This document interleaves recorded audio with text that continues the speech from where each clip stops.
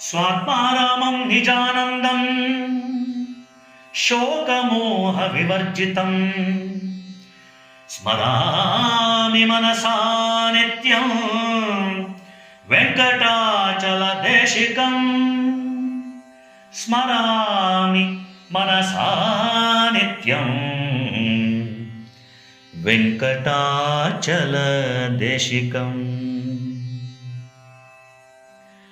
ಆದರಣೀಯ ಸಜ್ಜನ ಬಂಧುಗಳೇ, ಎಲ್ಲರಿಗೂ ನಮಸ್ಕಾರ. ಇಂದು ಗುರುನಾಥರ ಸನ್ನಿಧಿಯಲ್ಲಿ ಎಂಬ ಗ್ರಂಥ ಪಾರಾಯಣ ಸಪ್ತಾಹದ 3ನೆಯ ದಿನವಾಗಿದೆ. ಇಂದಿನ ಪಾರಾಯಣದಲ್ಲಿ ಅಧ್ಯಾಯ 6, ಅಧ್ಯಾಯ 7 ಹಾಗೂ ಅಧ್ಯಾಯ 8 ಇವುಗಳನ್ನು ಒಳಗೊಂಡಿದ್ದು 52ರಿಂದ 75 ಪುಟಗಳವರೆಗೆ, ಅಂದರೆ ಒಟ್ಟು 24 ಪುಟಗಳನ್ನು ನಾವು ಓದಬೇಕಾಗಿದೆ. ಈಗ 6ನೇ ಅಧ್ಯಾಯ ಪ್ರಾರಂಭವಾಗುತ್ತದೆ. ದಯಾಮಯ ಗುರು ಕರುಣಾಮಯ, ಕರುಣಾಮಯ ಗುರು ಪ್ರೇಮಾಮಯ ಎಂಬ ಶೀರ್ಷಿಕೆಯಿಂದ ಈ ಅಧ್ಯಾಯ ಪ್ರಾರಂಭವಾಗುತ್ತದೆ. ನಿಜಕ್ಕೂ ಸದ್ಗುರುವು ದಯಾಮಯನೂ ಹೌದು, ಕರುಣಾಮಯನೂ ಹೌದು ಹಾಗೂ ಪ್ರೇಮಾಮಯನೂ ಹೌದು. ಸದ್ಗುರು ತೋರುವ ಪ್ರೀತಿ ವಾತ್ಸಲ್ಯ ಮಾತೃವಾತ್ಸಲ್ಯಕ್ಕಿಂತಲೂ ಮಿಗಿಲಾದದು. ಸದ್ಗುರುವು ಒಬ್ಬನನ್ನು ಶಿಷ್ಯನನ್ನಾಗಿ ಸ್ವೀಕರಿಸದೆಂದರೆ ಸಾಕು, ಅದು ಆ ಮನುಷ್ಯನ ಭಾಗ್ಯದ ಬಾಗಿಲು ತೆರೆಯತೆಂದೇ ತಿಳಿಯಬೇಕು. ಶಿಷ್ಯನ ಎಲ್ಲ ಆಗುಹೋಗುಗಳನ್ನು ಸದ್ಗುರುವೇ ಹೊರುತ್ತಾನೆ ಮತ್ತು ಶಿಷ್ಯನನ್ನು ಸಾಧನೆಯಲ್ಲಿ ತೊಡಗಿಸಿ ಅವನನ್ನು ಭವಸಾಗರ ದಾಟಿಸುವ ತನಕ ಸದ್ಗುರು ವಿಶ್ರಮಿಸುವುದಿಲ್ಲ. ಇದೇ ರೀತಿ ಗುರುನಾಥರು ತಮ್ಮ ಅಂತರಂಗ ಶಿಷ್ಯರ ಎಲ್ಲ ರೀತಿಯ ಸಂಕಷ್ಟಗಳನ್ನು ನಿವಾರಿಸುತ್ತಿದ್ದರು. ಅದರ ಸಲುವಾಗಿ ಗುರುನಾಥರು ಎಷ್ಟೋ ವೇಳೆ ದೇಹ ದಂಡಿಸಬೇಕಾಗುತ್ತಿತ್ತು, ನಿದ್ದೆ ಕೆಡಬೇಕಾಗುತ್ತಿತ್ತು, ಒಮ್ಮೊಮ್ಮೆ ಉಪವಾಸವೂ ಇರಬೇಕಾಗುತ್ತಿತ್ತು. ಹಾಗಾಗಿ ಗುರುನಾಥರು ದಯಾಮಯನೂ ಹೌದು, ಕರುಣಾಮಯನೂ ಹೌದು ಮತ್ತು ಪ್ರೇಮಾಮಯನೂ ಹೌದು ಎನ್ನುವುದರಲ್ಲಿ ಯಾವುದೇ ಸಂದೇಹವಿಲ್ಲ. ಸದ್ಗುರುವು ದಯಾಮಯ ಮತ್ತು ಕರುಣಾಮಯ ಎಂಬುದಕ್ಕೆ ಗುರುನಾಥರೇ ಹೇಳುತ್ತಿದ್ದ ಹಲವು ಸಂತರ ಉದಾಹರಣೆಗಳನ್ನು ಈ ಅಧ್ಯಾಯದಲ್ಲಿ ವಿವರಿಸಿರುತ್ತಾರೆ. ಒಮ್ಮೆ ಸಮರ್ಥ ರಾಮದಾಸರು ಅವರ ಶಿಷ್ಯರೊಡನೆ ಪಾದಯಾತ್ರೆ ಮಾಡುತ್ತಿರುವ ಸಂದರ್ಭದಲ್ಲಿ ಹಸಿವು ತಡೆಯಲಾರದ ಶಿಷ್ಯರು ಸಮರ್ಥರ ಅನುಮತಿ ಪಡೆದು ಪಕ್ಕದ ಕಬ್ಬಿನ ಗದ್ದೆಯಲ್ಲಿದ್ದ ಕಬ್ಬುಗಳನ್ನು ಮುರಿದು ತಿಂದು ಹಸಿವು ನೀಗಿಸಿಕೊಳ್ಳುತ್ತಿದ್ದರು. ಕಬ್ಬಿನ ತೋಟದ ಮಾಲೀಕನಿಗೆ ಇದು ಗೊತ್ತಾಗಿ ಸಿಟ್ಟಿಗೆದ್ದು ಕಬ್ಬಿನ ಜಲ್ಲೆಯಿಂದ ಹೊಡೆಯಲು ಬಂದಾಗ ಶಿಷ್ಯರ ಪರವಾಗಿ ಸಮರ್ಥ ರಾಮದಾಸರೇ ಶಿಷ್ಯರ ತಪ್ಪನ್ನೆಲ್ಲ ತಮ್ಮ ಮೇಲೆ ಆರೋಪಿಸಿಕೊಂಡು ಆ ಮಾಲೀಕನಿಂದ ಕಬ್ಬಿನ ಜಲ್ಲೆಯಿಂದ ಹೊಡೆಸಿಕೊಳ್ಳುತ್ತಾರೆ. ಒಮ್ಮೆ ಏಕನಾಥ ಮಹಾರಾಜರು ಭಾಗವತದ ಸಂಕೀರ್ತನೆ ಪ್ರವಚನಗಳ ಮೂಲಕ ಪರಮಾತ್ಮನ ಲೀಲೆಯನ್ನು ಪರಾಕಾಷ್ಠೆಯಲ್ಲಿ ಪ್ರಚಾರ ಮಾಡಿದಂತಹ ಮಹಾನ್ ಸಂತರು, ಸಂಯಮದ ಗಣಿಯಾಗಿದ್ದರು. ಎಂತಹ ಕಠಿಣ ಸಂದರ್ಭಗಳಲ್ಲೂ ಅವರು ತಾಳ್ಮೆ ಕಳೆದುಕೊಳ್ಳುತ್ತಿರಲಿಲ್ಲ. ಅವರಿಗೆ ಕೋಪ ತರಿಸಬೇಕೆಂದು ಕೆಲವು ವಿಕೃತ ಮನಸ್ಸಿನವರು ಎಷ್ಟೇ ಪ್ರಯತ್ನ ಪಟ್ಟರೂ ಕೂಡ ಅದು ಸಾಧ್ಯವಾಗಿರಲಿಲ್ಲ. ಕಡೆಗೆ ಒಬ್ಬ ಅಧಮನನ್ನು ಹುಡುಕಿ ಅವನಿಗೆ ಬಹುಮಾನದ ಆಸೆ ಹುಟ್ಟಿಸಿ ನದಿಯಲ್ಲಿ ಮಿಂದು ಪೂಜೆಗೆ ಬರುವ ಸಮಯಕ್ಕೆ ಸರಿಯಾಗಿ ಏಕನಾಥರ ಮೇಲೆ ಉಗುಳಬೇಕೆಂದು ಷರತ್ತು ಹಾಕಿದರು. ಅದರಂತೆ ಆ ಮನುಷ್ಯನು ಏಕನಾಥ ಮಹಾರಾಜರ ನದಿಯಲ್ಲಿ ಸ್ನಾನ ಮಾಡಿ ಬರುವ ಸಮಯದಲ್ಲಿ ಕಾದಿದ್ದು ಅವರ ಮೇಲೆ ಉಗುಳಿದನು. ಆದರೆ ಏಕನಾಥರು ಸ್ವಲ್ಪವೂ ಕೋಪಗೊಳ್ಳದೆ ಮತ್ತೆ ನದಿಗೆ ಹೋಗಿ ಸ್ನಾನ ಮಾಡಿ ಬಂದರು. ಆ ಮನುಷ್ಯ ಮತ್ತೆ ಉಗುಳಿದನು, ಅವರು ಮತ್ತೆ ಸ್ನಾನಕ್ಕೆ ಹೋದರು. ಈ ರೀತಿ ಆತ 108 ಬಾರಿ ಉಗುಳಿದನು. ಆದರೂ ಅವರು ಸ್ವಲ್ಪವೂ ಕೋಪಗೊಳ್ಳದೆ 108 ಬಾರಿ ಸ್ನಾನ ಮಾಡಿ ಬಂದರು. ಆಶ್ಚರ್ಯ ಮತ್ತು ಗಾಬರಿಯಿಂದ ಆ ಮನುಷ್ಯನು ತಾನು ಇಷ್ಟು ತೊಂದರೆ ಕೊಟ್ಟರೂ ತಾವು ಸಿಟ್ಟಾಗಲಿಲ್ಲಬೇಕೆ ಎಂದು ಏಕನಾಥರನ್ನು ಕೇಳಿದಾಗ, ಅಯ್ಯ, 108 ಬಾರಿ ಸ್ನಾನ ಮಾಡಬೇಕೆಂದು ನಾನು ಯಾವಾಗಲೂ ಸಂಕಲ್ಪ ಮಾಡಿದ್ದೆ, ಅದು ಸಾಧ್ಯವೇ ಆಗಿರಲಿಲ್ಲ. ಆದರೆ ಇಂದು ನಿನ್ನ ದೆಸೆಯಿಂದ ನಾನು 108 ಬಾರಿ ಸ್ನಾನ ಮಾಡಬೇಕಾಗಿ ಬಂತು, ನಿನ್ನಿಂದ ನನಗೆ ಬಹಳ ಉಪಕಾರವಾಯಿತು ಎಂದಾಗ ಆ ಮನುಷ್ಯನಿಗೆ ಜ್ಞಾನೋದಯವಾಗಿ ಅವರ ಕಾಲಿಗೆ ಬಿದ್ದು ಕ್ಷಮೆ ಕೇಳಿ ಮುಂದೆ ಅವರ ಶಿಷ್ಯನಾದನಂತೆ. ಇದೇ ರೀತಿ ಗುರುನಾಥರು ಕೂಡ ಭಕ್ತರ ವಿಷಯದಲ್ಲಿ ಅತ್ಯಂತ ಕರುಣಾಮಯಿಗಳಾಗಿದ್ದರು. ಒಮ್ಮೆ ಔಷಧಿ ಕಂಪನಿಯೊಂದರ ಕ್ವಾಲಿಟಿ ಕಂಟ್ರೋಲ್ ಮ್ಯಾನೇಜರ್ ಹುದ್ದೆಯಲ್ಲಿದ್ದ ಗುರುಭಕ್ತರು ತಾವು ಮಾಡದ ತಪ್ಪಿಗೆ ಲಕ್ಷಾಂತರ ರೂಪಾಯಿ ದಂಡ ತರಬೇಕಾದ ಪರಿಸ್ಥಿತಿ ಉಂಟಾಗಿ ಗುರುನಾಥರ ಮೊರೆ ಹೊಕ್ಕಾಗ ಗುರುನಾಥರು ಕೆಲವು ವಸ್ತುಗಳನ್ನು ಅವರಿಗೆ ಕಳುಹಿಸಿ ವಿಚಾರಣೆ ಸಮಯದಲ್ಲಿ ಜೊತೆಯಲ್ಲಿಟ್ಟುಕೊಳ್ಳಬೇಕೆಂದು ತಿಳಿಸಿ ಅವರನ್ನು ನಿರಪರಾಧಿ ಎಂದೆನಿಸಿ ಅವರನ್ನು ಪಾರು ಮಾಡಿದರು. ಒಮ್ಮೆ ಗಗನಸಖಿಯಾಗಿ ಕೆಲಸ ನಿರ್ವಹಿಸುತ್ತಿದ್ದ ಹೆಣ್ಣು ಮಗಳೊಬ್ಬಳ ಯಾವುದೋ ಕಾಯಿಲೆಯಿಂದ ತನ್ನ ಸೊಂಟದ ಸ್ವಾಧೀನ ಕಳಕೊಂಡು ತನ್ನಣ್ಣನ ಸಹಾಯದಿಂದ ಸಕರಾಯ ಪಟ್ಟಣದ ಗುರುನಿವಾಸಕ್ಕೆ ಹೋದಾಗ ಗುರುನಾಥರ ದರ್ಶನವಾಗದೆ ಖಿನ್ನಳಾಗಿ ಮನೆಗೆ ವಾಪಸ್ಸು ಬಂದಿದ್ದಳು. ಅಂದೇ ರಾತ್ರಿ ಗುರುನಾಥರು ಆಕೆಯ ಮನೆಗೆ ಹೋಗಿ ಬಾಳೆಹಣ್ಣನ್ನು ತಿನ್ನಿಸಿ ಅವಳ ಸೊಂಟಕ್ಕೆ ಶಕ್ತಿ ತುಂಬಿ ಅವಳಿಂದಲೇ ಕಾಫಿ ಮಾಡಿಸಿಕೊಂಡು ಕುಡಿದು ಬಂದರಂತೆ. ಅದೇ ರೀತಿ ಅಘೋರಿಯೊಬ್ಬನಿಂದ ಬಂಧನಕ್ಕೊಳಗಾಗಿದ್ದ ತಮ್ಮ ಶಿಷ್ಯನ ಮಗನನ್ನ ದೂರದಿಂದಲೇ ಉಪಾಯವಾಗಿ ಆ ಹುಡುಗನನ್ನು ಅಘೋರಿಯ ಬಂಧನದಿಂದ ಬಿಡಿಸಿದ್ದರಂತೆ. ಆದ್ದರಿಂದ ಗುರುನಾಥರು ದಯಾಮಯಿ ಮತ್ತು ಕರುಣಾಮಯಿ ಎಂಬುದಕ್ಕೆ ಇದೇ ರೀತಿಯ ಎಷ್ಟೋ ಲೀಲೆಗಳು ಸಾಕ್ಷಿಯಾಗಿವೆ ಎಂಬಲ್ಲಿಗೆ 6ನೇ ಅಧ್ಯಾಯ ಮುಕ್ತಾಯವಾಗುತ್ತದೆ. ಜೈ ಸದ್ಗುರುನಾಥ, ಜೈ ಗುರುದೇವ ದತ್ತ. ಹೇ ಗುರುವೇ ಜ್ಞಾನದಾತನೆ ಸಾಷ್ಟಾಂಗ ವಂದನೆ, ಎಲ್ಲ ರಾಮನ ಬೆಳಗುವಂಥ ಚೈತನ್ಯದಾತನೆ. ಹೇ ಗುರುವೇ ಜ್ಞಾನದಾತನೆ ಸಾಷ್ಟಾಂಗ ವಂದನೆ, ಸಾಷ್ಟಾಂಗ ವಂದನೆ. ಆದರಣೀಯ ಸಜ್ಜನ ಬಂಧುಗಳೇ, ಎಲ್ಲರಿಗೂ ನಮಸ್ಕಾರ. ಈಗ 7ನೇ ಅಧ್ಯಾಯ ಪ್ರಾರಂಭವಾಗುತ್ತದೆ. ಗುರುನಾಥರು ದಾನ ಅನ್ನುವ ಪದವನ್ನು ಅಷ್ಟು ಸುಲಭವಾಗಿ ಒಪ್ಪುತ್ತಿರಲಿಲ್ಲ. ಸಾಮಾನ್ಯ ಅರ್ಥದಲ್ಲಿ ಇದ್ದವನು ಇಲ್ಲದವನಿಗೆ ನಿರಪೇಕ್ಷೆಯಿಂದ ದ್ರವ್ಯಗಳನ್ನು ಕೊಡುವುದೇ ದಾನ ಎಂದು ಕರೆಸಿಕೊಳ್ಳುತ್ತದೆ. ಆದರೆ ಗುರುನಾಥರ ಪ್ರಕಾರ ಈ ಪ್ರಪಂಚದಲ್ಲಿ ನಮ್ಮದೆನ್ನುವುದು ಯಾವುದೂ ಇಲ್ಲವೆಂದ ಮೇಲೆ ನಮ್ಮಲ್ಲಿರುವ ದ್ರವ್ಯಗಳು, ಅಡವು, ಆಸ್ತಿ, ಕಡೆಗೆ ನಮ್ಮ ದೇಹ, ಅದರ ಉಸಿರಾಟ ಇದ್ಯಾವುದೂ ನಮ್ಮದಲ್ಲದೆ ಇರುವಾಗ ಅದು ದಾನ ಎಂದು ಹೇಗೆ ಕರೆಸಿಕೊಳ್ಳುತ್ತದೆ? ಭಗವಂತನಿಂದ ನಿರ್ಮಾಣವಾದ ಈ ಜಗತ್ತಿನ ಯಾವ ವಸ್ತುಗಳಿಗೂ ಬೆಲೆ ಕಟ್ಟಲು ಸಾಧ್ಯವಿಲ್ಲ. ಆ ವಸ್ತುಗಳ ರೂಪಾಂತರ, ಸಾಗಾಣಿಕೆ ಮತ್ತು ದೇಹ ಶ್ರಮಕ್ಕೆ ಬೆಲೆ ಕಟ್ಟುತ್ತೇವೆಯೇ ಹೊರತು ಅದು ಆ ವಸ್ತುವಿನ ಬೆಲೆಯಾಗುವುದಿಲ್ಲ. ಭಗವಂತನಿಂದ ಸೃಷ್ಟಿಯಾಗಿರುವ ಪಂಚಭೂತಗಳಿಗೆ ಬೆಲೆ ಹೇಗೆ ಕಟ್ಟಲು ಸಾಧ್ಯ? ನೀರಿಗೆ ಬೆಲೆ ಕಟ್ಟಲು ಸಾಧ್ಯವೇ? ಭೂಮಿಗೆ ಬೆಲೆ ಕಟ್ಟಲು ಸಾಧ್ಯವೇ? ಸೂರ್ಯನ ಬೆಳಕಿಗೆ ಬೆಲೆ ಕಟ್ಟಲು ಸಾಧ್ಯವೇ? ಅಥವಾ ಗಾಳಿಗೆ ಬೆಲೆ ಕಟ್ಟಲು ಸಾಧ್ಯವೇ? ಖಂಡಿತ ಸಾಧ್ಯವಿಲ್ಲ. ಕೃಷಿ ವಿಜ್ಞಾನದ ಪ್ರಕಾರ 1 ಕಿಲೋ ಅಕ್ಕಿಯಾಗುವುದಕ್ಕೆ 1375 ಲೀಟರ್ ನೀರು ಬೇಕಾಗುತ್ತದಂತೆ. ಆದರೆ ಅಂಗಡಿಗಳಲ್ಲಿ 1 ಲೀಟರ್ ಬಾಟಲ್ ನೀರನ್ನು 20 ರೂಪಾಯಿಗೆ ಮಾರ್ತಾರೆ. ಆದರೆ 1 ಕಿಲೋ ಅಕ್ಕಿಯನ್ನು 40 ರೂಪಾಯಿಗೆ ಕೊಡ್ತಾರೆ. 1375 ಲೀಟರ್ ನೀರಿನ ಬೆಲೆ ಎಷ್ಟಾಯಿತು ಎನ್ನುವುದು ಗುರುನಾಥರ ತರ್ಕ. ಹಾಗೆಯೇ ಮುಂದುವರಿಯುತ್ತಾ ಗುರುನಾಥರು ಹಿರಿಯರ ಶ್ರಾದ್ದದ ಬಗ್ಗೆ ವಿವರಿಸುತ್ತಾ ಏನು ಹೇಳ್ತಾ ಇದ್ರು ಅಂದರೆ, ಹೆತ್ತ ತಂದೆ ತಾಯಿಯರನ್ನ ಬದುಕಿರುವಾಗ ಚೆನ್ನಾಗಿ ನೋಡಿಕೊಳ್ಳದೆ ಅವರು ಗತಿಸಿದ ಮೇಲೆ ಶ್ರಾದ್ದಾದಿ ಕರ್ಮಗಳನ್ನು ನೀವು ಎಷ್ಟೇ ಆಸಕ್ತಿ ಮತ್ತು ಆಡಂಬರದಿಂದ ಮಾಡಿದರೂ ಅದರಿಂದ ಪ್ರಯೋಜನವಿಲ್ಲ. ಬದಲಾಗಿ ಹಿರಿಯರು ಬದುಕಿರುವಾಗ ಚೆನ್ನಾಗಿ ನೋಡಿಕೊಂಡು ಅವರು ಗತಿಸಿದ ಬಳಿಕ ಸರಳವಾದ ಕಲಾಪಗಳಿಂದ ನಮಿಸಿದರೂ ಸಾಕು, ಅದು ಸಾರ್ಥಕವೆನಿಸುತ್ತದೆ. ಹಾಗೆಯೇ ನಾಮಸ್ಮರಣೆ ಮತ್ತು ನಾಮಜಪದ ಬಗ್ಗೆ ಗುರುನಾಥರು ಮಾತನಾಡ್ತಾ, ಆತ್ಮ ಸಾಕ್ಷಾತ್ಕಾರ ಅಥವಾ ಮಹಾಸಮಾಧಿ ಸ್ಥಿತಿ ತಲುಪಬೇಕೆಂದರೆ ಮನಸ್ಸು ಲಯವಾಗಬೇಕು.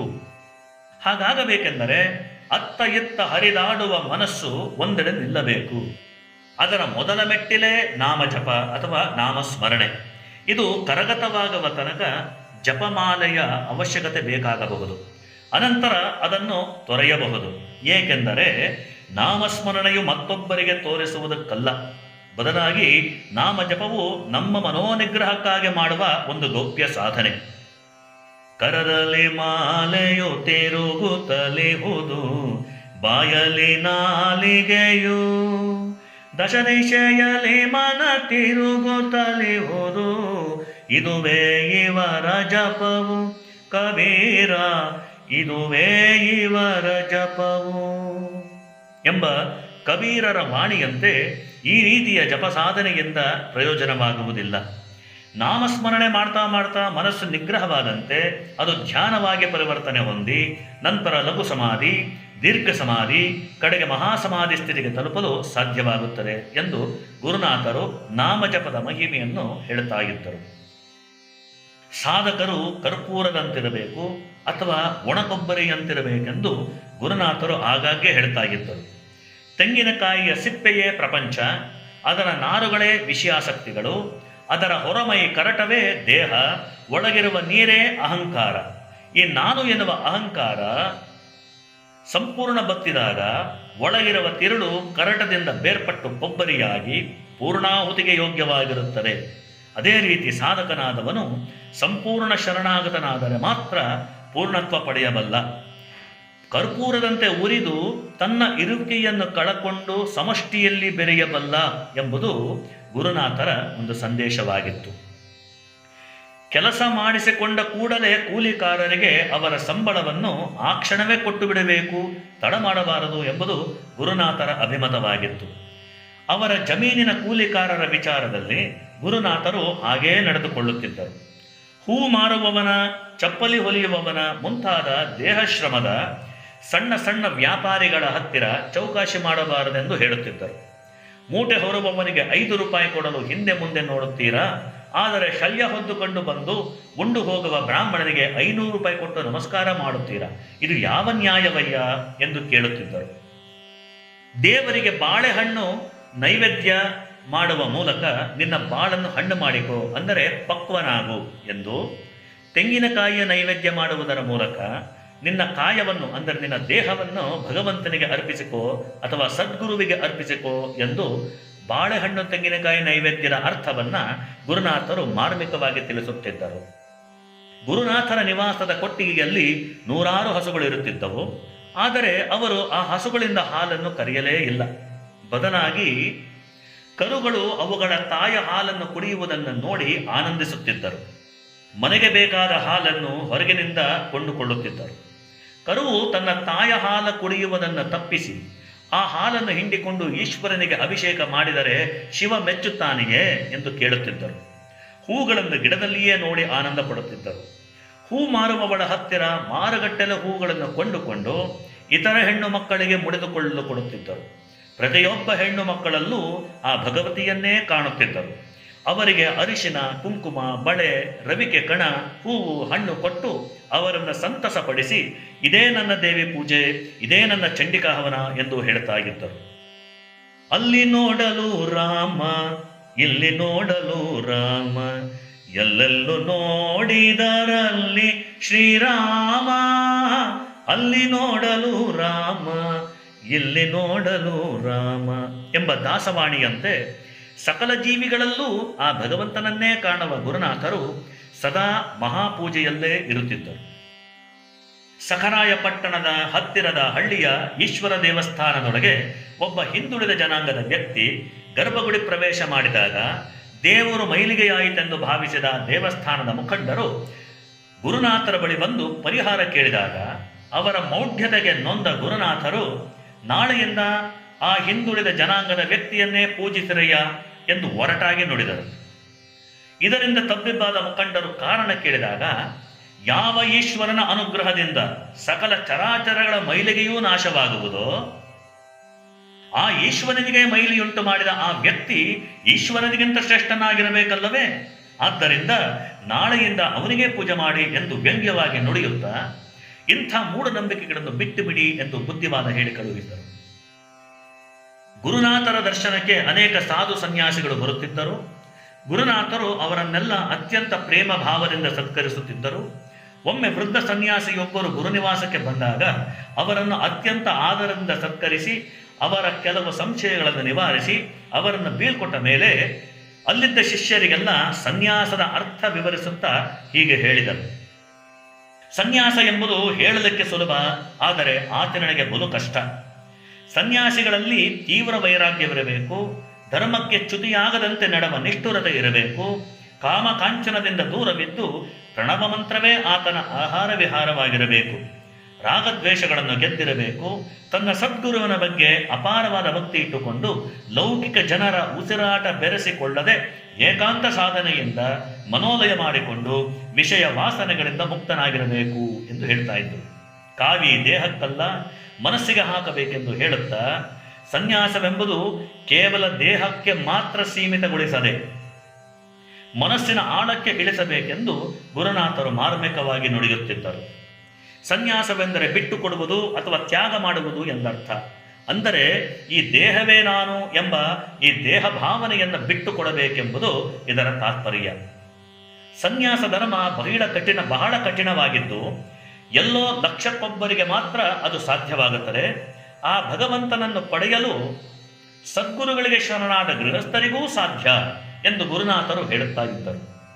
ಸನ್ಯಾಸದ ಅರ್ಥವನ್ನು ಕೇವಲ ಕಾವ್ಯ ಬಟ್ಟೆಗೆ ಸೀಮಿತಗೊಳಿಸದೆ ಮಗುವಿಗೆ ಜನ್ಮ ಕೊಡುವಿಕೆಯಾಗಲಿ, ಗೋಮಾತೆಯು ತನ್ನ ಕಂದನಿಗಲ್ಲದೆ ಇತರರಿಗೂ ತನ್ನ ಎದೆ ಹಾಲನ್ನು ಹಂಚುವಿಕೆಯಾಗಲಿ, ತಮಗಾಗಿ ಏನೂ ಇಟ್ಟುಕೊಳ್ಳದೆ ಗಿಡ ಮರ ಬಳ್ಳಿಗಳಿಂದ ಜಗತ್ತಿಗೆ ಫಲಪುಷ್ಪಗಳ ನೀಡುವಿಕೆಯಾಗಲಿ, ತಾನುರಿದು ಜಗತ್ತಿಗೆ ಬೆಳಕು ಕೊಡುವ ದೀಪವಾಗಲಿ, ಇವುಗಳೆಲ್ಲ ಒಂದಲ್ಲ ಒಂದು ರೀತಿಯಲ್ಲಿ ಸನ್ಯಾಸಿಗಳೇ ಎಂದು ಗುರುನಾಥರು ಸನ್ಯಾಸದ ಬಗ್ಗೆ ಒಂದು ಹೊಸ ಪರಿಕಲ್ಪನೆ ಕೊಟ್ಟಿರುತ್ತಾರೆ ಎಂಬಲ್ಲಿಗೆ 7ನೇ ಅಧ್ಯಾಯ ಮುಕ್ತಾಯವಾಗುತ್ತದೆ. ಜೈ ಸದ್ಗುರುನಾಥ, ಜೈ ಗುರುದೇವ ದತ್ತ. ಆಕಾಶ ನಮಗಾಗಿ ತೆರೆದಿಟ್ಟನೋ ಶಿವ, ಗಾಳಿಯ ಬೇಕೆಂದೇ ಬಿಟ್ಟಿಹಾನೋ, ಬೆಳಕನ್ನು ನಮಗಾಗಿ ಚೆಲ್ಲಿಹಾನೋ ಶಿವ, ಮಳೆಯನ್ನು ನಮಗೆಂದೇ ಸುರಿಸಿಹಾನೋ. ಬಲು ದೊಡ್ಡನೋ ಶಿವ ಬಲು ದೊಡ್ಡನೋ, ಬಲು ದೊಡ್ಡನೋ ಗುರು ಬಲು ದೊಡ್ಡನೋ, ಬಲು ದೊಡ್ಡನೋ ಗುರು ಬಲು ದೊಡ್ಡನೋ. ಆದರಣೀಯ ಸಜ್ಜನ ಬಂಧುಗಳೇ, ಎಲ್ಲರಿಗೂ ನಮಸ್ಕಾರ. ಈಗ 8ನೇ ಅಧ್ಯಾಯ ಪ್ರಾರಂಭವಾಗುತ್ತದೆ. ಗುರುನಾಥರು ಪಂಚಭೂತಗಳ ಮೇಲೆ ಹೇಗೆ ಪ್ರಭುತ್ವ ಸಾಧಿಸಿದ್ದರು ಎಂಬುದನ್ನು ಕೆಲವು ಅವರ ಲೀಲೆಗಳ ಮುಖಾಂತರ ಈ ಅಧ್ಯಾಯದಲ್ಲಿ ವಿವರಿಸಲಾಗಿದೆ. ಮೊದಲನೆಯದಾಗಿ, ಒಮ್ಮೆ ಬಾಣಾವರದಲ್ಲಿ ನಡೆಯುತ್ತಿದ್ದಂತಹ ಶ್ರೀ ಕೃಷ್ಣ ಯೋಗೇಂದ್ರರ ಆರಾಧನಾ ಮಹೋತ್ಸವದಲ್ಲಿ 2,000 ಜನರಿಗೆಂದು ಭೋಜನ ಸಿದ್ಧವಾಗಿತ್ತು. ಆರಾಧನಾ ಕಲಾಪಗಳು ಇನ್ನೂ ಪ್ರಾರಂಭವಾಗುವ ಮುಂಚೆಯೇ ದಟ್ಟವಾದ ಕಾರ್ಮೋಡಗಳು ಆವರಿಸಿಕೊಂಡು ಮಳೆಯ ಮುನ್ಸೂಚನೆ ಕೊಟ್ಟವು. ಇದರಿಂದ ಆತಂಕಕ್ಕೊಳಗಾದ ಶಿಷ್ಯರು ಗುರುನಾಥರ ಸ್ಮರಣೆ ಮಾಡುತ್ತಿದ್ದಂತೆ ಅಲ್ಲಿ ಗುರುನಾಥರು ಪ್ರತ್ಯಕ್ಷವಾಗಿ ಆರಾಧನೆಯ ಕಲಾಪಗಳಿಗೆ ಕಾಯದೆ ಅನ್ನ ಸಂತರ್ಪಣೆ ಪ್ರಾರಂಭಿಸಿದರು. ಆರಾಧನಾ ಕಲಾಪಗಳು ಮುಗಿದು 2,000 ಜನರ ಊಟವೂ ಮುಗಿದ ಮೇಲೆ ಗುರುನಾಥರು ಅಲ್ಲಿಂದ ಹೊರಟ ಸ್ವಲ್ಪ ಸಮಯದಲ್ಲೇ ಧಾರಾಕಾರದ ಮಳೆಯಾಯಿತು. ಆದರೆ ಕಾರ್ಯಕ್ರಮ ನಿರ್ವಿಘ್ನವಾಗಿ ನಡೆಯಿತು. ಪ್ರಸಿದ್ಧ ಅದ್ವೈತ ಪೀಠದ ಜಗದ್ಗುರುಗಳು ಸಕರಾಯ ಪಟ್ಟಣಕ್ಕೆ ಬಂದಾಗ 15,000 ಜನರಿಗೆ ಅಡಿಗೆ ಆಗಬೇಕಿತ್ತು. ಅದರ ಹಿಂದಿನ ದಿನ ಭಾರೀ ಮಳೆಯಾಗಿದ್ದರಿಂದ ಅಡುಗೆಗಾಗಿ ಹೊಂದಿಸಿಟ್ಟಿದ್ದ ಸೌದೆಗಳು ನೆಂದು ಹೋಗಿದ್ದವು. ಮಾರನೆಯ ದಿನ ಬೆಳಗ್ಗೆ 7 ಗಂಟೆ ಹೊತ್ತಿಗೆ 1.5 ಕ್ವಿಂಟಾಲ್ ಉಪ್ಪಿಟ್ಟು ಸಿದ್ಧವಾಯಿತು. ಆದರೆ ಬಾಕಿ ಅಡುಗೆಗೆ ನೆಂದ ಸೌದೆಗಳು ಉರಿಯಲಾರದೆ ಹೊಗೆ ತುಂಬಿಕೊಂಡು ಅಡುಗೆ ಮಾಡುತ್ತಿದ್ದ ಗುರುಬಂಧುಗಳು ಆತಂಕಕ್ಕೊಳಪಟ್ಟರು. ಆ ಸಮಯಕ್ಕೆ ಪಾಕಶಾಲೆ ಪ್ರವೇಶ ಮಾಡಿದ ಗುರುನಾಥರು ಎಲ್ಲವೂ ಸರಿಯಾಗುತ್ತೆ ಎಂದು ಹೇಳಿ ಹೊರಬಂದರು. ಆ ಗಳಿಗೆಯಿಂದ ಆಶ್ಚರ್ಯಕರ ರೀತಿಯಲ್ಲಿ ಸೌದೆಗಳು ಬರಬರನೆ ಉರಿದು ಸಕಾಲಕ್ಕೆ ಅಡುಗೆ ತಯಾರಾಗಿ 15,000 ಮಂದಿಯ ಊಟವೂ ನಿರಾತಂಕವಾಗಿ ನಡೆಯಿತು. ಪಾಕಶಾಲೆಯಲ್ಲಿದ್ದ ಗುರುಬಂಧುಗಳು ಈ ನಂಬಲಾಗದ ಘಟನೆಗೆ ಸಾಕ್ಷಿಯಾಗಿದ್ದರೆ ಈ ಪವಾಡಕ್ಕೆ ಕಾರಣೀಭೂತರಾದ ಗುರುನಾಥರು ಏನೂ ಅರಿಯದಂತೆ ಇದ್ದರು. ಇನ್ನು 3ನೇದಾಗಿ, ವ್ಯವಸಾಯ ವೃತ್ತಿಯನ್ನೇ ಅವಲಂಬಿಸಿದ್ದ ಓರ್ವ ದಂಪತಿಗಳು ಮಕ್ಕಳಾಗದ ಚಿಂತೆಯಲ್ಲಿದ್ದು ಅವರ ಜಮೀನಿನಲ್ಲಿ ನೀರಿನ ವ್ಯವಸ್ಥೆಯೂ ಇಲ್ಲದೆ ಬೆಳೆಗಳೂ ಸರಿಯಾಗಿ ಬೆಳೆಯಲಿಕ್ಕಾಗದೆ ಆರ್ಥಿಕ ಸಂಕಷ್ಟದಿಂದ ಸಂಸಾರದ ನೌಕೆಯನ್ನು ಸಾಗಲಿಸಿಕ್ಕಾಗದ ದೀನ ಸ್ಥಿತಿಯಲ್ಲಿ ಗುರುನಾಥರನ್ನು ಭೇಟಿಯಾದಾಗ ಗುರುನಾಥರು ಅವರನ್ನು 1 ವಾರದ ಮಟ್ಟಿಗೆ ತಮ್ಮ ನಿವಾಸದಲ್ಲಿಯೇ ಉಳಿಸಿಕೊಂಡು ಗುರುನಿವಾಸಕ್ಕೆ ಬರುವ ಭಕ್ತರ ಊಟೋಪಚಾರಗಳು ಮತ್ತು ಇತರ ಸೇವೆಗಳಿಗೆ ಅವಕಾಶ ಮಾಡಿಕೊಟ್ಟರು. ಗುರುನಾಥರಿಂದ ಬೀಳ್ಕೊಂಡ ದಂಪತಿಗಳಿಗೆ ಗುರು ಕರುಣೆಯಿಂದ 2 ಗಂಡು ಮಕ್ಕಳಾಗಿ ಅವರ ಜಮೀನಿನಲ್ಲಿ ಗಂಗೆ ಉಕ್ಕಿ ಹರಿದು ಉತ್ತಮವಾದ ಫಸಲನ್ನು ಬೆಳೆಯುವುದರ ಮೂಲಕ ಪ್ರಗತಿಪರ ರೈತ ಎಂದು ಅವರು ಪ್ರಖ್ಯಾತರಾದರು. ಇನ್ನು 4ನೇದಾಗಿ, ಸಖರಾಯಪಟ್ಟಣ ಹಾಗೂ ಸುತ್ತಮುತ್ತಲಿನ ಹಳ್ಳಿಯ ರೈತರಿಗೆ ತಮ್ಮ ತೋಟಗಳಲ್ಲಿ ಬೆಳೆ ಬೆಳೆಯಲು ಬೇಕಾದ ನೀರಿಗೆ ಆಸರೆಯಾಗಿದ್ದ ಅಯ್ಯನ ಕೆರೆ ಆ ವರ್ಷ ಬತ್ತಿ ಹೋಗಿ ಎಲ್ಲ ರೈತರು ಕಂಗಾಲಾಗಿದ್ದರು. ಆ ಸಂದರ್ಭದಲ್ಲಿ ಗುರುನಾಥರು ಶಿಷ್ಯರೊಡನೆ ಅಯ್ಯನ ಕೆರೆಯ ಮಧ್ಯಭಾಗದಲ್ಲಿ ನಿಂತುಕೊಂಡು ಅಳುದುಳಿದ ನೀರಿನಲ್ಲಿ ಶಿಷ್ಯರಿಂದ ರುದ್ರಾಭಿಷೇಕ ಮಾಡಿಸಿಕೊಂಡು ಮನೆಗೆ ವಾಪಸ್ಸಾಗುವಷ್ಟರಲ್ಲಿ ಮಿಂಚು ಗುಡುಗು ಸಹಿತ ಧಾರಾಕಾರ ಮಳೆಯಾಗಿ ಒಂದೇ ದಿನದಲ್ಲಿ ಅಯ್ಯನ ಕೆರೆ ತುಂಬಿ ಹೋಯಿತು. 5ನೇದಾಗಿ ದಾವಣಗೆರೆ ಬಳಿಯ ಭರಮಸಾಗರದಲ್ಲಿ ಶ್ರೀ ಶಂಕರಲಿಂಗ ಭಗವಾನರಿಂದ ಸ್ಥಾಪಿಸಲ್ಪಟ್ಟ ಮಾರುತಿಗೆ ಗುಡಿ ಕಟ್ಟಬೇಕೆಂಬ ಊರಿನ ಭಕ್ತರ ಸಂಕಲ್ಪವು ಹಲವಾರು ವಿಘ್ನಗಳಿಂದ ನೆರವೇರದೆ ಹಾಗೆಯೇ ಉಳಿದಿತ್ತು. ಪರಿಹಾರವನ್ನು ಕೋರಿ ಗುರುನಾಥರ ದರ್ಶನ ಪಡೆದಾಗ ಒಂದು ಮೀನಿನ ಬಲೆಯನ್ನು ಮಾರುತಿಯ ಹತ್ತಿರವಿಡಲೆಂದು ಸೂಚಿಸಿದ ಗುರುನಾಥರ ವಾಕ್ಯವನ್ನ ಭಕ್ತರು ಚಾಚೂ ತಪ್ಪದೆ ನೆರವೇರಿಸಿದಾಗ ಧಾರಾಕಾರವಾಗಿ ಮಳೆ ಸುರಿದು 25 ವರ್ಷಗಳಿಂದ ಬರಿದಾಗಿದ್ದ ಕೆರೆಯು ತುಂಬಿ ಕೋಡಿ ಹರಿಯಿತು. ನಂತರ ಆ ಊರಿನಲ್ಲಿ ಸುಖ ಸಮೃದ್ಧಿ ನೆಲೆಸಿ ಮಾರುತಿ ಗುಡಿ ನಿರ್ಮಾಣ ಕಾರ್ಯ ನಿರ್ವಿಘ್ನವಾಗಿ ನಡೆಯಿತು. ಈ ರೀತಿ ಅದೆಷ್ಟೋ ಅಸಂಖ್ಯ ಲೀಲೆಗಳನ್ನು ತೋರಿಸಿದಂಥ ಗುರುನಾಥರು ಪಂಚಭೂತಗಳ ಮೇಲೆ ಎಷ್ಟರ ಮಟ್ಟಿಗೆ ಪ್ರಭುತ್ವ